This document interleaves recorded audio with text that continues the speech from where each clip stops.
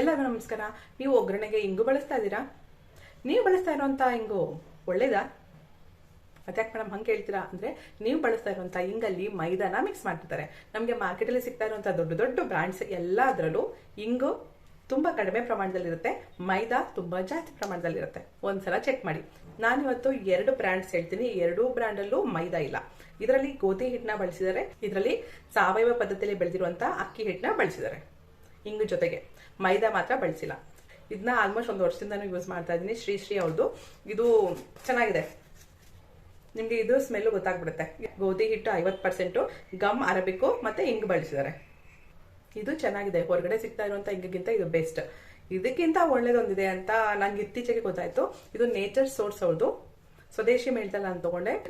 ಇದರಲ್ಲಿ ಮೈದಾ ಹಿಟ್ಟು ಬಳಸಿಲ್ಲ, ಗೋಧಿ ಹಿಟ್ಟು ಬಳಸಿಲ್ಲ, ಗಮ್ಮು ಅಂತವೇನು ಬಳಸಿಲ್ಲ. 2 ಪದಾರ್ಥ. ಒಂದು ಇಂಗು, ಪ್ಯೂರ್ ಇಂಗು, ಆರ್ಗ್ಯಾನಿಕ್ ರೈಸ್ ಫ್ಲೋರು, ಅಕ್ಕಿ ಹಿಟ್ಟು. ಇವೆರಡೇ ಪದಾರ್ಥಗಳನ್ನ ಬಳಸಿದ್ರೆ ಇದ್ರ ಸ್ಮೆಲ್ ಅಂತೂ ನಿಜವಾಗ್ಲೂ ಎಕ್ಸಲೆಂಟ್ ಆಗಿದೆ, ಚೆನ್ನಾಗಿದೆ.